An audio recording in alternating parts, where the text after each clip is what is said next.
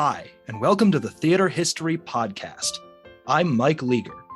The Federal Theater Project was a landmark of American theater history, whose influence has far outlived its brief existence in the 1930s. There's probably no bigger trove of information about and material pertaining to the FTP than at the Library of Congress, which holds thousands of the programs and flyers printed to accompany its theatrical productions. Now the library's music division has launched an exciting new project that will let you read and transcribe them. Today, we're joined by Morgen Stevens-Garmon. She's an archivist in the music division at the Library of Congress, and she's here to tell us more about this project. Morgen, thank you so much for joining us. Thank you for having me. We should probably begin with a little bit of context, and to that end, I'm going to plug another recent episode of this podcast. Those of you who heard the season that we produced for HowlRound in the fall of 2021 might remember there was a wonderful conversation about the FTP with Corinna Schulenberg and Dr. Beth Osborne. We'll re-release that episode on this show's main feed soon, but if you want to know a little bit more in depth about the history of the Federal Theater Project, go to HowlRound and check it out. There will be a link in the show notes. Okay, with all that out of the way, Morgen, could you please remind us what the Federal Theater Project was and why it's so historically important? Sure. So the Federal Theater Project was one of the initiatives under Project One, which was arts initiatives to get people in the arts back to work during the Great Depression. So it started in 1935, and it was designed primarily with the goal of employing people. So getting theater designers, actors, directors, playwrights, everybody back to work, and then also engaging with the American public. It ran until 1939 when the program was canceled and was the first and only sustained direct governmental support of live performance production. So that makes it incredibly important. So what is this project exactly? And what are you asking participants to help with transcribing?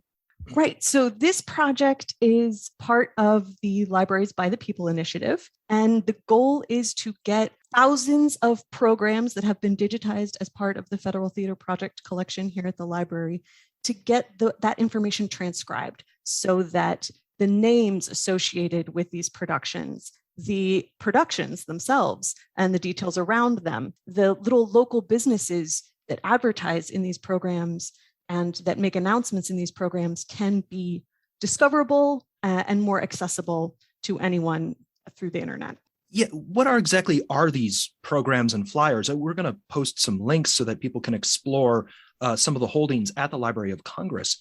But what sort of information do they contain, and what makes these documents so useful? Sure. So these represent programs and flyers from the library's federal theater holdings. So it's not necessarily all the programs and flyers that the Federal Theater Project did. It's just what the library has in its collection. And these are 2,076 programs, and they represent over 7,700 pages, individual pages of information. And this information can be graphics, so images about a production that were associated with production. It can be textual, so again, listing the cast, listing the characters, any program notes that are part of it. If there was an admission price charged, then that appears in the program. So there's a way to sort of track kind of what admission prices were being charged, information about the venue where these productions were performed. And again, this doesn't represent all of the Federal Theater Project programs and all their productions that they performed. This represents what the library holds, and that's over 30 states in the country. Yeah, it's incredible. I mean, even the mention that you had of, if local businesses advertised in the program or something. I mean, that's just sort of a wonderful image of sort of what this project entailed and sort of who it brought in from the local community. So they might seem like these kind of humble documents. We don't think of programs or flyers as being especially flashy necessarily, but they chronicle parts of some incredible careers as well.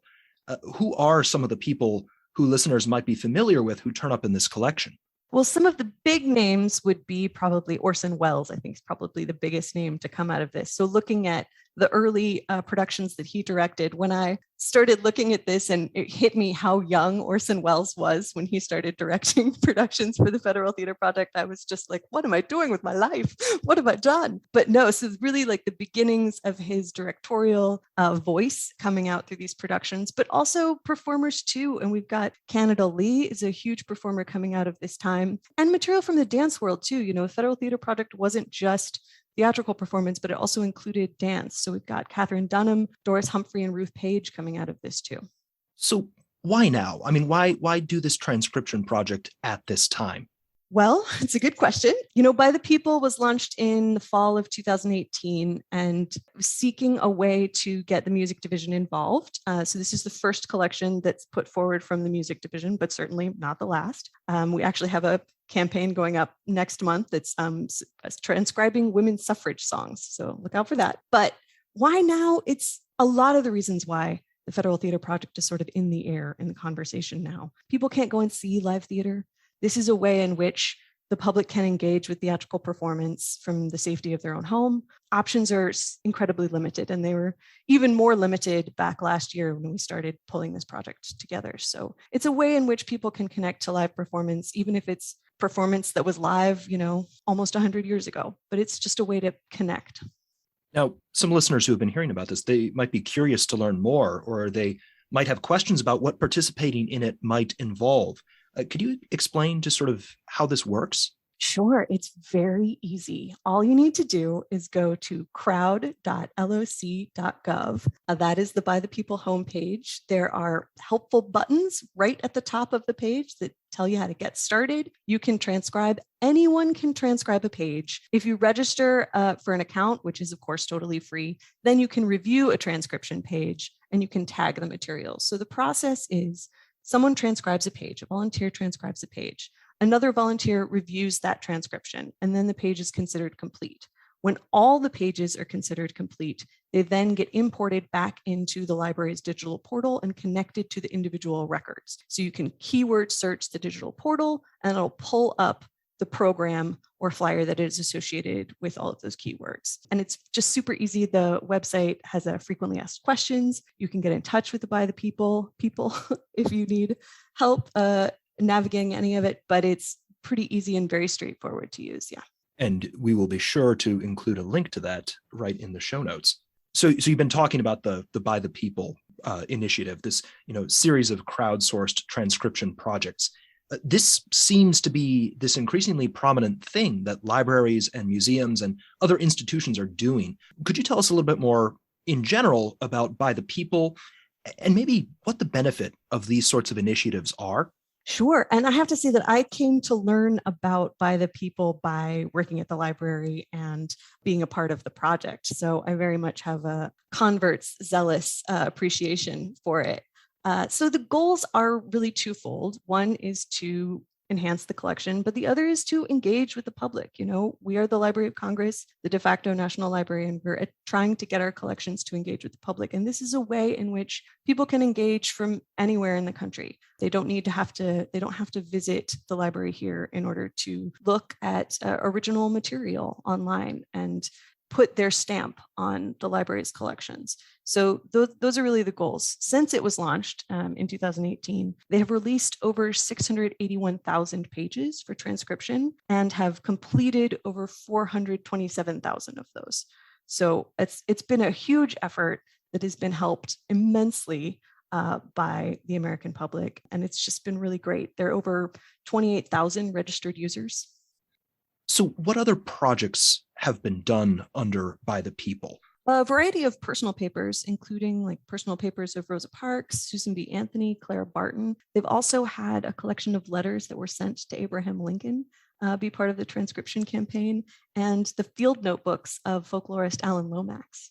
We'll post links in our show notes that will let you find out how you can participate in the effort to transcribe programs and flyers from the Federal Theater Project. We'll also share links and material from the Library of Congress's vast holdings related to the FTP so that you can explore them and learn more about this fascinating episode in American theatrical history. Morgan, thank you so much for taking the time to tell us about this wonderful project. It was absolutely my pleasure.